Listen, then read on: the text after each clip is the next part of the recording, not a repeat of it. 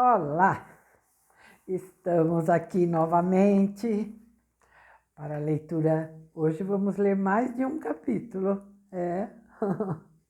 São 4 capítulos curtos. Eu vou ler todos, tá bom? Vamos lá então? O primeiro é o 44. Se o Senhor tivesse me dado mais algum tempo, eu o transformaria num português, disse Cecília. Lembre-se, quando estiver de volta à sua terra agreste e gutural, doce e suave, e nós pulamos as vogais. A professora tapou os lábios com um lencinho verde que se encheu de ar quando ela assoprou. Ela riu a notar o seu olhar. O senhor acha graça do lencinho, não? E assoprou mais forte. Ela lhe estendeu a mão. A sua memória é inacreditável. Já só por isso não o esquecerei. Gregório segurou a mão dela longamente. Hesitou, finalmente arriscou. Existe alguma razão para eu estar sempre vestida de verde? Sim, há um motivo. Eu lhe conto quando voltar. Quando voltar. Quando, dissera, não se. A caminho da casa de Vitor Coutinho, ele imaginou como seria se ele voltasse na segunda-feira ao curso de línguas. Que cara faria? Como se moveriam os seus lábios quando lhe contasse o motivo para aquele eterno verde? O que quer? Latiu Coutinho, uma hora mais tarde. O fecho da porta zumbiu. O velho desceu as escadas, ao seu encontro, o cachimbo entre os dentes. Durante um breve momento, pareceu consultar sua memória. Ah, c'est vous, disse então. O cheiro era ainda o mesmo, comida bolorenta, poeira e fumo de cachimbo.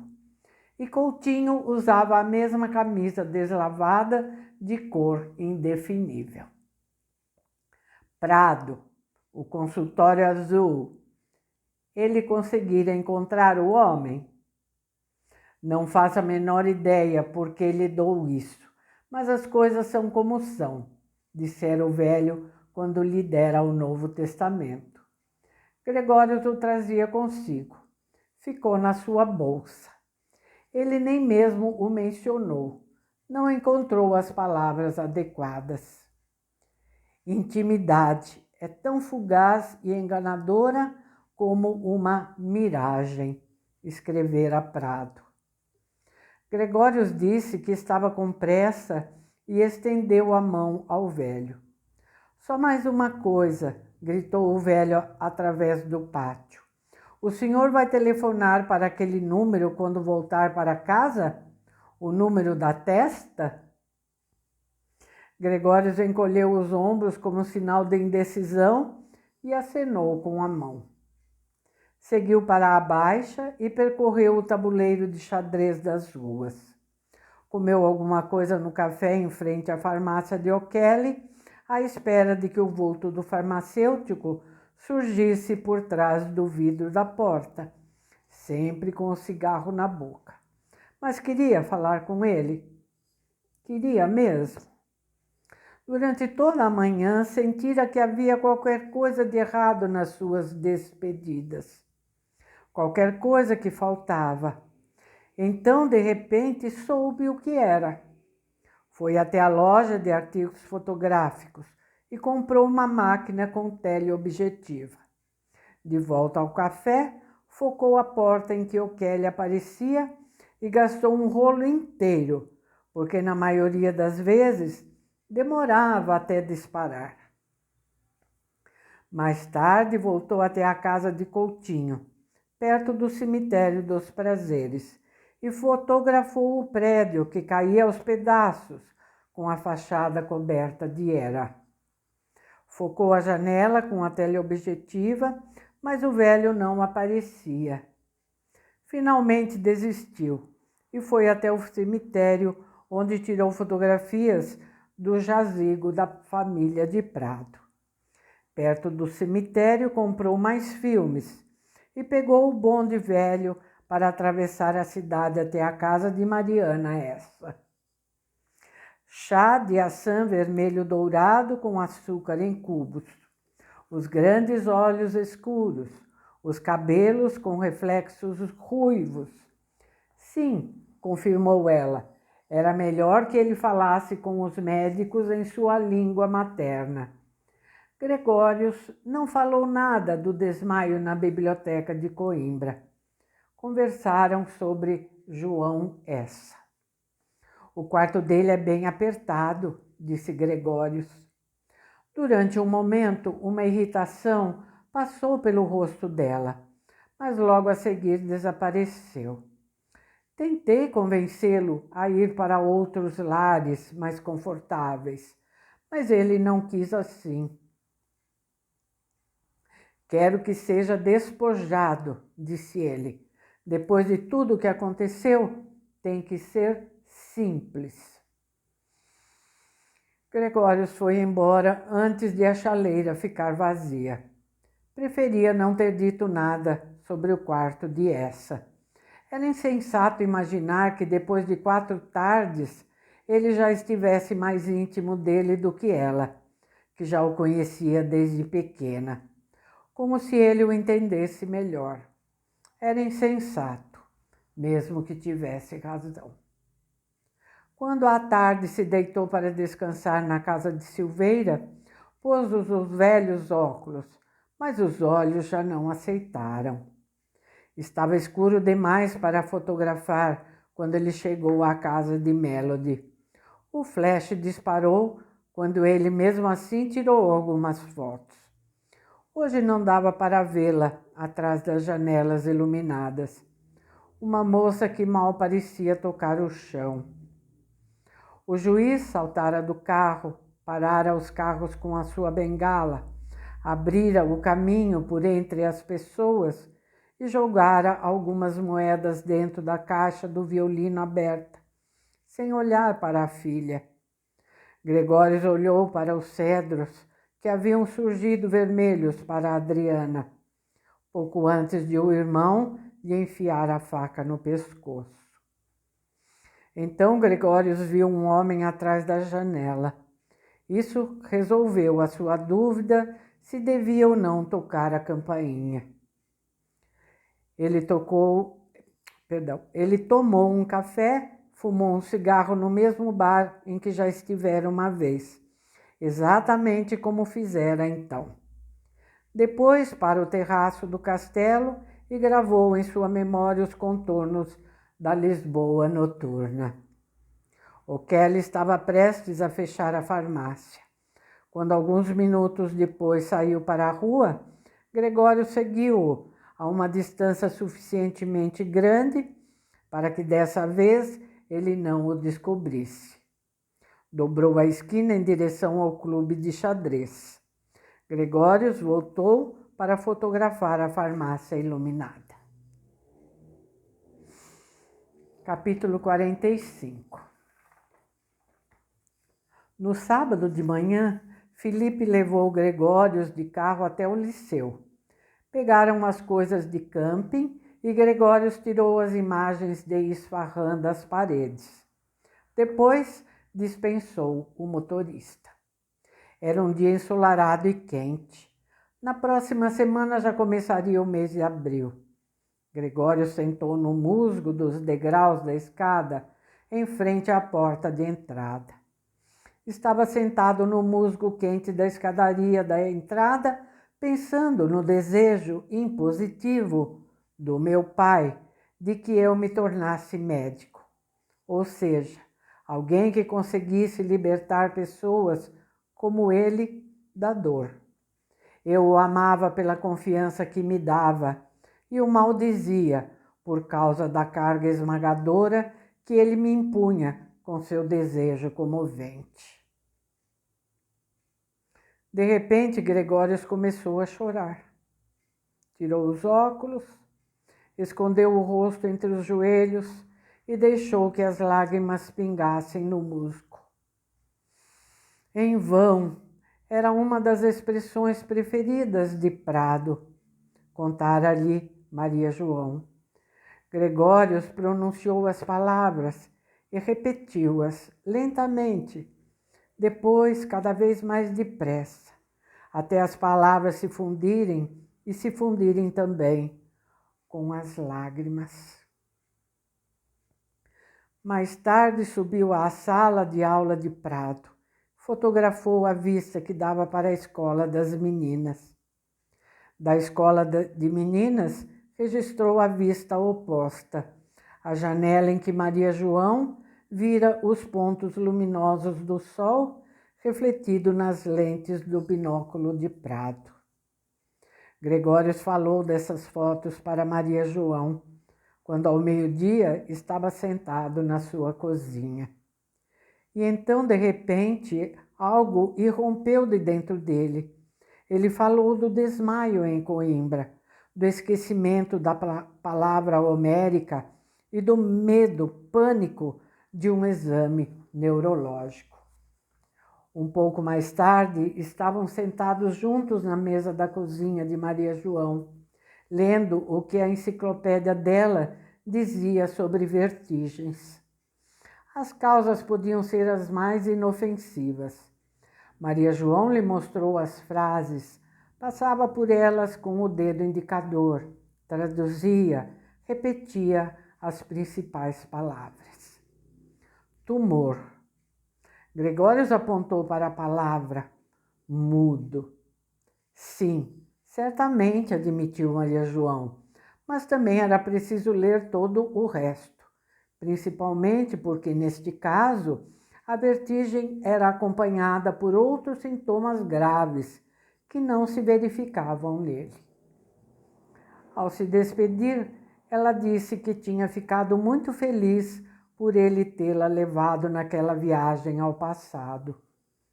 Dessa maneira, ela tinha podido sentir a estranha mistura de proximidade e distância que havia dentro dela quando se tratava de Amadeu. Depois foi até o armário e pegou a grande caixa entalhada.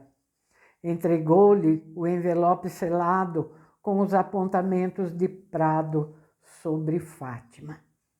Como já lhe disse, não vou lê-los, e acho que ficam bem guardados com o senhor. Talvez, no final das contas, o senhor seja a pessoa que melhor o conhece. Estou muito agradecida pela maneira como o senhor fala dele. Quando mais tarde, Gregórios estava na barca que atravessava o Tejo, viu a imagem de Maria João acenando para ele até ele sumir de seu campo de visão. Era a pessoa que ele conhecera por último e, ao mesmo tempo, aquela de quem ele mais sentiria a falta. No final, perguntara se ele lhe escreveria quando soubesse os resultados do exame. Capítulo 46. Quando viu Gregórios na porta, João Essa contraiu os olhos e seus traços endureceram como alguém que está se armando contra uma grande dor. É sábado, disse. Sentaram-se nos lugares de sempre. Faltava o tabuleiro de xadrez. A mesa parecia nua. Gregórios falou-lhe das vertigens, do seu medo, dos pescadores no fim do mundo. Quer dizer que você não vem mais, disse essa. Em vez de falar de essa e de suas preocupações, Gregórios falou de si mesmo, o que ele estranharia no caso de qualquer outra pessoa. Não com esse homem torturado, fechado, solitário. Suas palavras estavam entre as mais preciosas que ele jamais escutara. Se as vertigens se revelassem inofensivas e os médicos conseguissem dar um cabo nelas, ele voltaria. disse Gregórios. Voltaria para aprender português e escrever a história do movimento de resistência de Portugal. Disse-o com voz firme, mas a confiança que se esforçou em transmitir soou vazia, e tinha certeza de que para essa também soava assim. Com as mãos trêmulas, essa tirou o tabuleiro da prateleira e dispôs as figuras. Durante algum tempo ficou sentado com os olhos fechados. Depois levantou-se para buscar uma coletânea de partidas famosas. Veja aqui, Alecne contra Capablanca.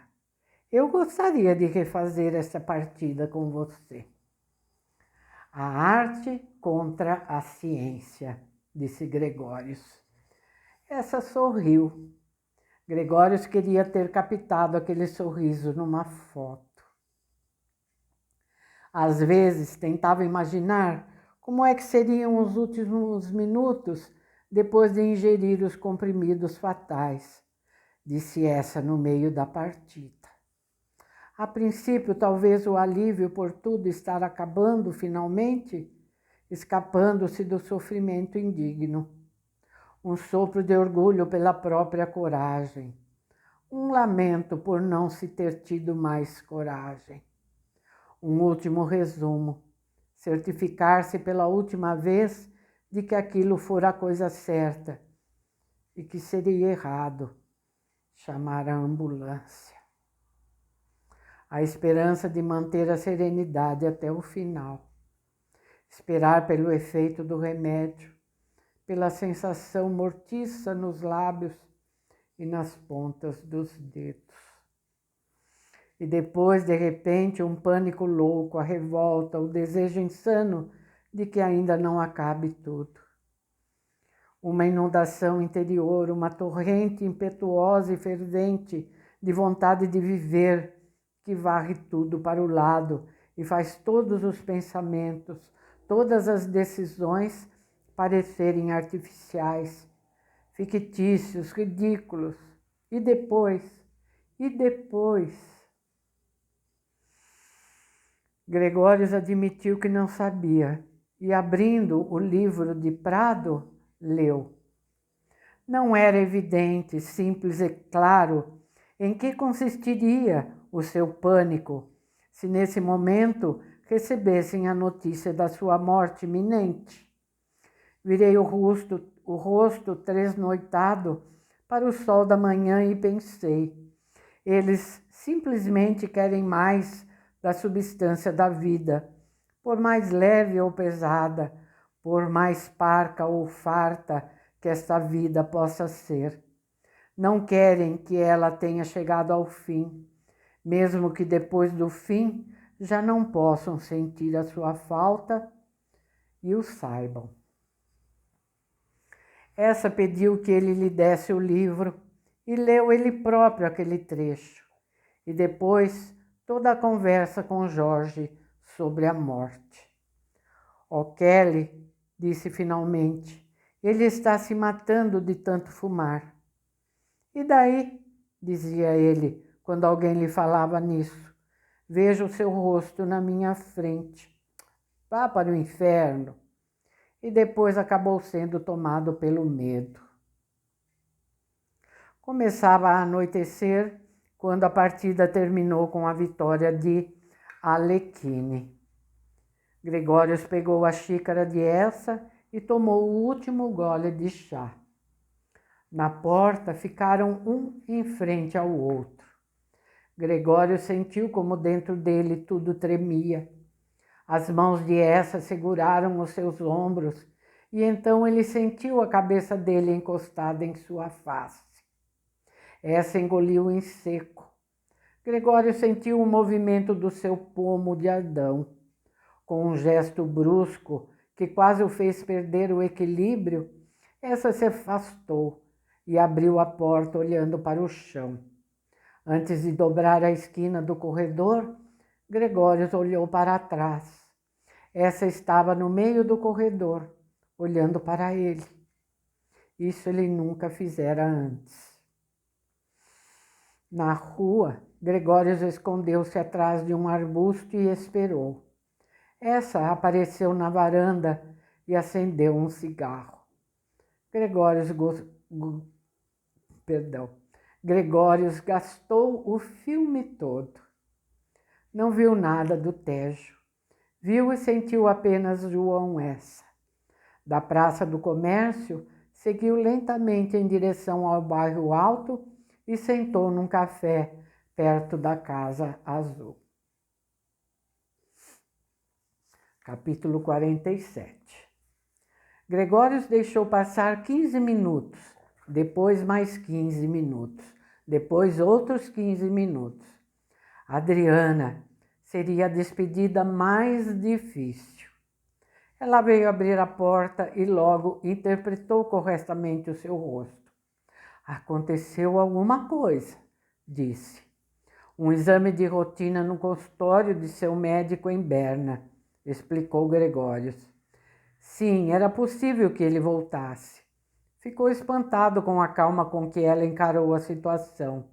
A sua reação quase o ofendeu. A respiração dela não era ofegante, mas mais perceptível do que antes.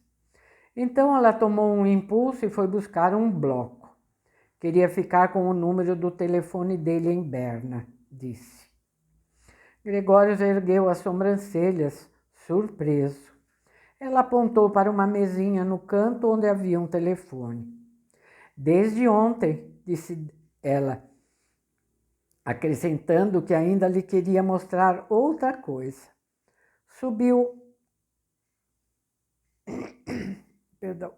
Subiu à sua frente até o sótão. Os montes de livros no assoalho do quarto de Amadeu haviam desaparecido. Estavam agora numa estante no canto. Ela o observou com ar de expectativa. Ele acenou com a cabeça, aproximou-se dela e a tocou no braço.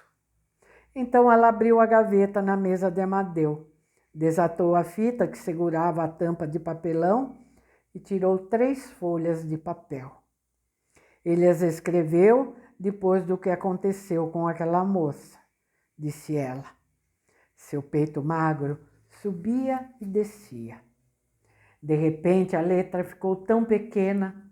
Quando vi isso, pensei, ele queria esconder alguma coisa de si próprio. O seu olhar deslizou pelo texto. Isso destrói tudo, tudo. Meteu as folhas num envelope e o entregou a Gregórios. Ele já não era mais ele próprio. Quero, por favor, leve isso para bem longe. Mais tarde, Gregório se amaldiçoou. Ele pedira a Adriana para ver mais uma vez aquele consultório em que Prado salvara a vida de Mendes, onde estava aquele mapa do cérebro e onde ele enterrara o tabuleiro de xadrez de Jorge. Ele gosta tanto de trabalhar aqui embaixo, disse Adriana, quando estavam no consultório. Comigo, sempre comigo. Ela passou a mão pela mesa de exames. Todos o adoram, adoram e admiram. Ela sorriu um sorriso fantasmagoricamente transparente e distante. Alguns vêm mesmo sem ter nada, inventam qualquer sintoma, só para vê-lo. Os pensamentos que Gregórios sucediam-se numa velocidade vertiginosa. Foi até a mesa com as seringas antiquadas e pegou uma delas. Sim, as seringas daquele tempo eram assim, disse ele. Que diferença para as atuais? As palavras não chegaram até Adriana, que se limitou a ajeitar a ponta da toalha de papel na mesa de exames. Havia ainda um resto de sorriso nos seus lábios. Gregórios perguntou-lhe se ela sabia o que acontecera no mapa do cérebro. Devia ser valioso, por ser raro. Mas afinal, por que você precisa do mapa? Eu lhe perguntava às vezes. Se para você os corpos parecem de vidro. É simplesmente um mapa, respondia ele. Ele adorava mapas, mapas geográficos, mapas dos caminhos ferroviários. Em Coimbra, durante o curso, chegou a criticar certa vez um atlas de anatomia, que na época era sagrado. Os professores não gostavam dele. Ele não tem respeito. Ele é simplesmente tão superior. Gregórios só viu uma saída. Olhou para o relógio. Estou atrasado, disse ele. Posso usar o seu telefone? Então ele mesmo abriu a porta e seguiu à frente no corredor. O rosto de Adriana estava confuso quando ela trancou a porta. Uma ruga vertical dividia a sua testa, fazendo-a parecer alguém em quem reinavam a escuridão e a desordem. Gregórios foi até a escada. Adeus, disse Adriana, e abriu a porta da entrada. Era a voz seca e distante que ele conhecia das primeiras visitas. Ela estava ereta, enfrentando o mundo inteiro. Gregórios aproximou-se lentamente e parou diante dela. Olhou para os seus olhos. O olhar dela estava fechado, frio. Ele não lhe estendeu a mão. Sabia que ela não lhe daria a sua. Adieu, disse ele. Tudo de bom. E saiu. Bom, acho que o 48 vai ficar para amanhã. Apesar de ser bem curtinho também. Mas já temos 27 minutos, né? Vamos deixar para amanhã. Vai ser um capítulo bem curtinho, tá bom? Aí eu leio junto com o 49, porque o 50 é bem longo. Ah, não, tem até o 52, tá bom? Então hoje ficamos por aqui, tá? Despedidas, né? Vamos ver. Até amanhã, então, gente. Eu também estou me despedindo agora. Até amanhã, tá bom? Like, tá bom? Não esquece, tá? Comenta se possível. Vocês estão divulgando o canal? Estão me ajudando nisso? Espero que sim, tá? Um abraço. Até amanhã.